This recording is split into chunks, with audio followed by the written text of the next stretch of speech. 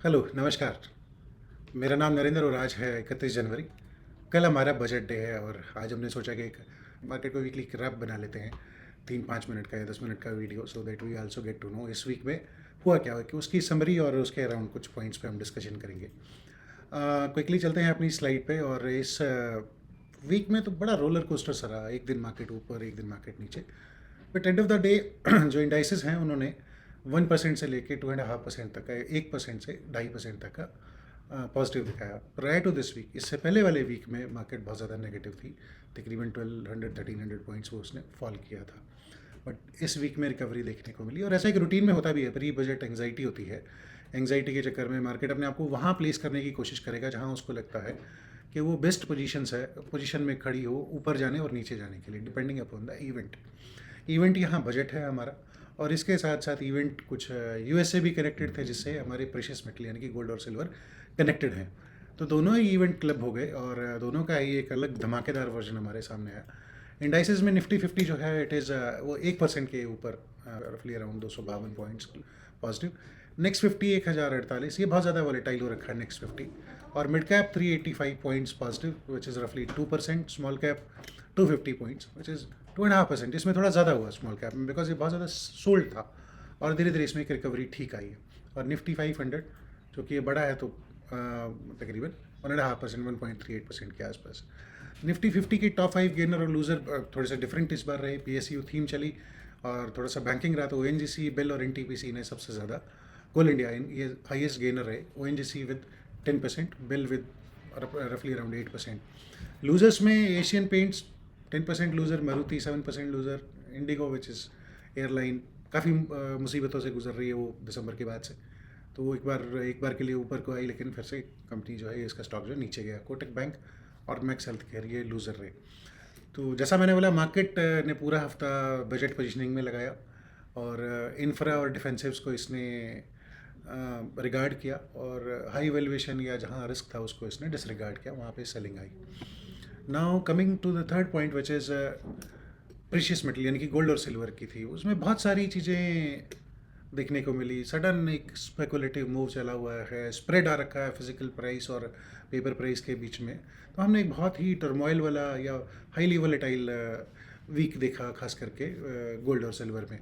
तो फाइनली इसको एक रेस्ट मिला जब फेड का जो, अमेरिका का जो आरबीआई है, यूएस फेड बोलते हैं उसको, वहाँ पता चला या एक स्पेकुलेशन आई कि केविन वॉश जो है ये फेड चेयर होंगे। तो वो बड़े ही डॉलर फ्रेंडली या डॉलर, स्ट्रॉन्ग डॉलर के फेवर में वो काम करते। तो सडनली जो गोल्ड और सिल्वर से लोग रिस्क को हेज कर रहे थे, वो एकदम से स्ट्रॉन्ग सेलिंग प्रेशर में आ गया। मुझे लगता है सिल्वर तो शायद 1 लाख रुपया नीचे आया, 4 लाख से कहीं 3 लाख पे आ गया। और चाइना ने भी अपनी तरफ से बेस्ट कर दिया, उसको रिक्वायरमेंट है सिल्वर की, उसने कहा कि कोई एक्सपोर्ट नहीं होगा, तो उससे और स्पेकुलेशन आई। और इन बिटवीन जो ट्रम्प लगे रहते हैं कि मैं इस पे टैरिफ लगाऊँ, उस कंट्री पे टैरिफ लगाऊँ, उससे भी काफ़ी कुछ इम्पैक्ट इस पर इस महीने या इस वीक में देखने को मिला। गोल्ड ने भी 5600 US डॉलर, तो मतलब हमारे यहाँ तो तकरीबन 1,75,000, 1,80,000 को हिट किया इसने। नाउ ये हमारा वॉलेटिलिटी था इस हफ्ते में जो हमने देखा। दूसरा था कि जब इतना सडनली कोई भी कमोडिटी, कोई भी इक्विटी या कुछ भी चीज़ का प्राइस तेज़ी से दौड़ता है, तो प्रॉफिट बुकिंग भी उतनी ज़ोर से आती है। तो वो भी एक इम्पैक्ट हमें देखने को मिला।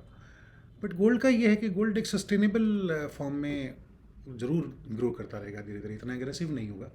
बट अभी वाला तो यूफोरिया स्टेज था, कमाल ही हो गया उसमें। सिल्वर तो जहाँ तक मुझे लगता है 4.25 लाख किलो तक भी पहुँचा है। तो ये हमारा वॉलेटिलिटी वाला वीक रहा। इंडेक्स एक दिन ऊपर जा रहे थे, एक दिन नीचे जा रहे थे। तो वो प्री बजट होता ही है कुछ ना कुछ, उसको प्री बजट जेटस भी हम बोल देते हैं। और प्रेशियस मेटल का क्रैश जो हमने फ्राइडे को देखा है, वो तो बहुत ही घातक है। बहुत सारे लोग तो बहुत लेट एंटर करते हैं। जनरली रिटेल को मैंने देखा है कि वो बहुत लास्ट लेग में एंटर करता है, और वहाँ पे जरूर काफ़ी नुकसान हुआ होगा, मुझे ऐसा लगता है। अच्छी बात ये रही कि एक प्री बजट इकोनॉमिक सर्वे आया, और नीति आयोग की हेल्प से शायद ये हुआ है। इसमें हमारी जो एक्सपेक्टेड है वो 6.8 से 7.2% की पूरी कंट्री की gross domestic growth, GDP growth देखने को मिलेगी। तो मार्केट भी थोड़ा सा कॉन्शियस है। ग्लोबल कमोडिटीज़ और मेटल्स में एक ज़बरदस्त सेलिंग देखने को मिली। Q3 के 2-3 कंपनियां हैं जिनके हाइलाइट्स आए। नेस्ले ने 45% जंप किया प्रॉफिट को, टाटा मोटर्स ने 48% प्रॉफिट ड्रॉप किया, वो डीमर्जर कॉस्ट उसने बताया, और पेटीएम जो है 225 करोड़ के प्रॉफिट पे पहुंची, और उसके बदले में पेटीएम में सेलिंग भी देखने को मिली। सो काफ़ी विपरीत है। थोड़ा सा टफ ये था कि रुपी जो है वो लगभग 92 रुपये के आसपास $1 के अगेंस्ट पहुंचा। तो रीज़न एफपीआई बेच रहा है माल, अपना प्रॉफिट बुक कर रहा है, तो वहाँ से स्ट्रॉन्ग डॉलर डिमांड हो रही है, तो ऑब्वियसली जिसको पैसा बाहर लेके जाना है वो रुपया यहाँ अपनी मार्केट से जो बेचता है तो उसको रुपये में बेचता है, फिर अपना घर ले जाने के लिए डॉलर खरीदता है, तो डॉलर के मुकाबले में रुपया कमज़ोर हो गया। तो ये इस महीने का रुपी में वर्स्ट मंथली फॉल था पिछले 3 साल का। और कॉर्पोरेट चेकअप में या एक स्ट्रेटेजिक मूव में साउथ इंडियन बैंक के सीईओ ने अपना उनका एग्जिट प्लान हुआ, तो 19% सिंगल डे में स्टॉक नीचे ड्रॉप हुआ। वोडाफोन आइडिया ऊपर भागा बिकॉज वो सोच रहे हैं कि वहाँ कंपनी से आया कि 45,000 करोड़ 45,000 करोड़ का टर्न अराउंड प्लान हम बना रहे हैं। स्विगी अपने 8 महीने के लो पे पहुँच गया, Q3 के जो Q3 है विच इज़ अक्टूबर नवंबर दिसंबर, उसके लॉसेज उसके तकरीबन 1100 करोड़ के आसपास पहुँच गए। तो ऑब्वियसली समवेयर ये होना ही था। तो इस वीक के क्या मेन ड्राइवर्स थे वो मैं आपको क्विकली शेयर करता हूँ। तो एक तो बजट का, हमारा बजट 2026 का क्वेश्चन रहा है। इसमें वो हमने टाइप उसका डिफाइन किया कि पॉलिसी लेवल पे, मैक्रो लेवल पे या स्ट्रक्चर लेवल पे, तो उससे मार्केट में क्या इम्पैक्ट है। तो डायरेक्शनल इम्पैक्ट, वोलेटिलिटी उसको देखने को मिली। एफआईआईज फ्लो आउटफ्लोज हैं, रुपी वीकनेस है, तो वो भी हमारे डायरेक्शनल इम्पैक्ट नेगेटिव है। सबसे अच्छी बात ये रही कि इंडिया और ईयू की free trade agreement deal sign हुआ, उसको मदर ऑफ ऑल डील्स हम बोल रहे हैं अभी। तो पॉजिटिव है, लॉन्ग टर्म है, लेकिन शॉर्ट टर्म ऐसा कुछ नहीं है। हाँ, कुछ यूरोपियन जो ब्रांड्स हैं वहाँ तेज़ी देखने को मिली। एग्जांपल के तौर पे ABB, Siemens Energy which is ENRIN, और श्नाइडर, ये जितने भी यूरोपियन ब्रांड्स थे वहाँ पे, लिस्टेड ब्रांड थे, वहाँ मैंने कुछ तेज़ी नोटिस की। और मिड वीक जो है नीचे जाते हुए मार्केट रिबाउंड हुई, तो हमारे लिए अच्छा है शॉर्ट टर्म के लिए। लो, मार्केट का काम है ऊपर जाना नीचे जाना। और सेक्टर रोटेशन और अर्निंग्स के ऊपर ऐसा कुछ मिक्स एक रिस्पॉन्स हमें इस वीक में देखने को मिला। आते हैं सेक्टर वाइज इम्पैक्ट। अभी हम क्या सोच पा रहे हैं या क्या देख पा रहे हैं जो हमने ऑब्जर्व किया, तो बैंकिंग फाइनेंशियल में पीएसयू बैंक के ऊपर बाइंग रही और वैल्यूएशन कंसर्न देखने को मिले। तो यहाँ बजट सेंसिटिविटी हमें थोड़ी सी मीडियम नज़र आई, तो हम इसको न्यूट्रल लाइक बोलते हैं। आईटी सर्विसेज में वीक रहा मार्केट परफॉर्मेंस ये वीक का, काफ़ी कमज़ोर। यूएस की डिमांड अनसर्टेनिटी रही, प्रॉफिट बुकिंग भी रही, और रुपी डिवेल्युएशन से उनको फ़ायदा होना चाहिए, बट वो भी मार्जिनली रहा, तो शॉर्ट टर्म के लिए हम उसको नेगेटिव मान रहे हैं। तो बजट इम्पैक्ट इसका लो है। कैपिटल गुड और इंफ्रास्ट्रक्चर, कैपिटल गुड में बड़ी मशीनरी, बड़े प्लांट, ये सब की बात हो रही है। इंफ्रास्ट्रक्चर हम सब जानते हैं, रोड, रेल, पोर्ट, एयरपोर्ट, तो वहाँ पे स्ट्रॉन्ग बाइंग देखने को मिली। एक्सपेक्टेशन थी कि बजट में और ज़्यादा गवर्नमेंट इसको सपोर्ट करेगी, तो बजट सेंसिटिविटी इस सेक्टर की थोड़ी सी हाई देखने को मिली। बट इसका ये मतलब नहीं है कि जो बजट में इनके ऊपर ऑफ़र, या इनके ऊपर ऑफ़र बोल रहा हूँ, सॉरी, इनके ऊपर जो स्पेंडिंग आएगी वो 1 साल में ट्रांसलेट होगी, वो टाइम लेगी, ये आप ध्यान रखिएगा। It takes time. पहले प्रपोजल आएगा, बजट में प्रोविज़न होगा, फिर अलग अलग मिनिस्ट्रीज़ में बटेगा, फिर अलग अलग उसके प्रोजेक्ट के ऊपर डिवाइड होगा, फिर जाके कहीं ये टेंडरिंग स्टेज पर, फिर कहीं जाके tender winning stage, and then finally at some point कहीं काम शुरू होगा। तो ये लॉन्ग जेस्टेशन पीरियड है, इसका इमीडिएट कुछ अभी देखने को नहीं मिलेगा। बट हाँ, बजट वाले दिन कुछ ना कुछ यहाँ उछल कूद ज़्यादा मिलेगी। मेटल्स पे हम सब जानते हैं वॉलेटाइल बहुत ज़्यादा था, एग्रेसिवली मेटल जो है बहुत तेज़ी से बढ़ रहा था, बट सडनली पूरे 4-5 दिन का एक ही झटके में नीचे लेके आ गया, एक ही दिन की ट्रेडिंग में। तो लेकिन बजट सेंसिटिविटी यहाँ काफ़ी लो है, और वॉलेटाइल रखेगा, ये नेगेटिव ही इसका इम्पैक्ट हम मान रहे हैं। ऑयल, गैस एंड एनर्जी, इसने तो कमाल ही कर दिया है। हर चीज़, ऑयल, ओएनजीसी कहिए, OIL कहिए, ये बहुत तेज़ी से आगे बढ़े, one of the top performance रहे। और निफ्टी का तो ONGC टॉप परफॉर्मर है। डिविडेंड की एक्सपेक्टेशन है, और वैल्यू बाइंग का मतलब था कि इनकी वैल्यूएशन बाज़ार के मुकाबले या इंडेक्स के मुकाबले बहुत सस्ती थी, तो यहाँ पे लोगों ने पैसा डाला। तो सेंसिटिविटी मीडियम, और हमारे लिए as a investor long. FMCG consumption stable ही रहा, जैसा उसका रुख है, स्टेबल टू डिफेंसिव इसका पोस्चर है। और ऑटोमोबाइल में स्टॉक स्पेसिफिक कुछ देखने को मिला, बट ओवरऑल सारे ही फ्लैट टू नेगेटिव थे। या एक जहाँ तक मुझे ध्यान है कि हीरो मोटर्स भी डाउन था, मारुति भी डाउन है, और बजाज स्टेबल रहा। यही मेन स्टॉक है। टीवीएस भी शायद थोड़ा सा डाउन है, एग्जैक्ट ध्यान नहीं है। तो न्यूट्रल से हम इसको थीम मान के इस वीक को समराइज़ कर रहे हैं। तो बजट में हमारी एक्सपेक्टेशन और हमारी मार्केट पोजीशनिंग किस तरीके से है, तो हम मान के चल रहे हैं, या मार्केट ऐसा मान के चल रही है, जिसमें मैं भी ऐसा मान के चल रहा हूँ कि गवर्नमेंट का जो केपेक्स है वो कंटिन्यूटी रहेगी, और गवर्नमेंट उसमें कुछ ना कुछ 6-8% के आसपास बढ़ाएगी केपेक्स बजट को। तो बाइंग होगी इंफ्रा और पीएसयू में, वो दिखी भी है हमें, हो सकता है वो फैक्टर इन ना हो गई हो, ये थोड़ा सा देख के एक बार करना पड़ेगा। फिजिकल डिसिप्लिन यानी कि वो डिसिप्लिन जहाँ पे गवर्नमेंट अपनी अर्निंग और स्पेंडिंग दोनों को मैनेज करने की कोशिश करती है। ज़्यादातर गवर्नमेंट्स की स्पेंडिंग ज़्यादा होती है अर्निंग से, तो लोन से उसको ब्रिज करती है। तो हमारी गवर्नमेंट ने टारगेट लिया था कि 4.3% के हम टारगेट पे जाएंगे, बट मुझे लगता है उसमें थोड़ा सा कंसिडरिंग द ग्लोबल सिनेरियो 4.3 के बजाय 4.4 का टारगेटिंग लेने की बात हो, ऐसा ही सोचा जाए। पॉपुलिस्ट मेजर्स हैं, कुछ ये फ्री देंगे वो फ्री देंगे, उसकी प्रोबेबिलिटी कम लग रही है।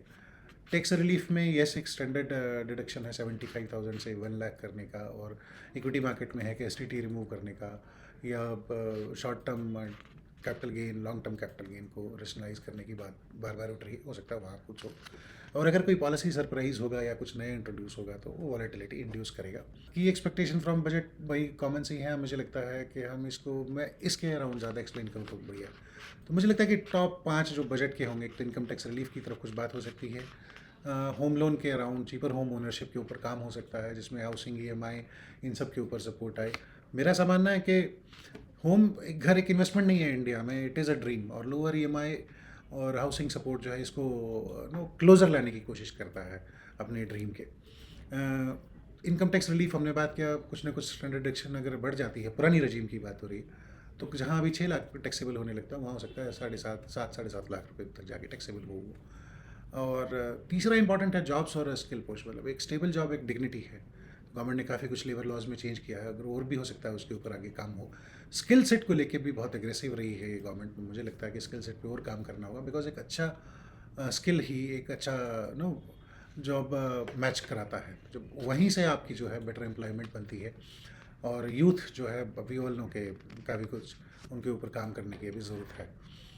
इंफ्रास्ट्रक्चर स्पेंडिंग हम सारे जानते हैं कि road, rail, metro, power, port, ये सब बहुत मैसिव एम्प्लॉयमेंट जनरेट करते हैं, और अच्छी लाइफ, बेहतर लाइफ के ये बेसिक एनेबलर्स हैं। तो यहाँ भी गवर्नमेंट फोकस करके काम कर रही है, और लॉजिस्टिक्स कॉस्ट को कम करने का हमारा प्लान है कंट्री में। लॉजिस्टिक्स कॉस्ट हमारी फिर भी ज़्यादा है ग्लोबल एवरेज से, so that should come down. और पांचवा है हेल्थ केयर और वेलफेयर सपोर्ट। तो मुझे ऐसा लगता है कि जब हेल्थ केयर इंप्रूव होता है और एक्सेसिबल होता है और अफोर्डेबल बनाया जाता है, तो एक आपका जो सिटीजन है वो साउंड चैन की नींद सोता है। ये कॉन्फिडेंस बिल्ड करता है उसमें कि yes my government is taking care of me. या वेलफेयर में कहीं रिक्वायरमेंट है किसी वर्क को या किसी कम्युनिटी को, तो वहाँ उसको सपोर्ट दी जा सकती है।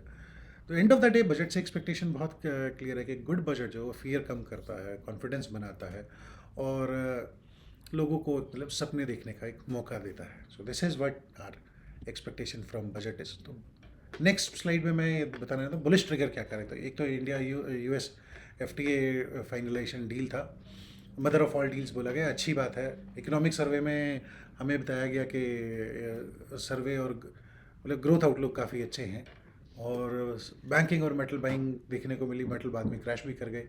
डिफेंसिव और क्वालिटी स्टॉक ने काफ़ी अच्छा इस बार काम किया इस वीक में। सो इस आई थिंक ये हमने एक क्वाइट अच्छा कूल सा वीकली रैप कर लिया, जस्ट समराइज कि क्या हुआ कैसे हुआ। इसके अलावा जो ट्रम्प के टेंट्रम्स हैं वहाँ भी काफ़ी हद तक उन्होंने, जो फेड के चेयर हैं उनको प्रो डॉलर है, तो हो सकता है उससे ये जो गोल्ड और सिल्वर में इफोरिया होता है कुछ टाइम के लिए क्रश हो, ये वॉलेटिलिटी गिरे और थोड़ा स्टेबलाइज हो, या आउटलुक थोड़ा सा नॉर्मल होने लगे। तो इस वीक के लिए इतना ही। Thank you so much for watching, bye bye.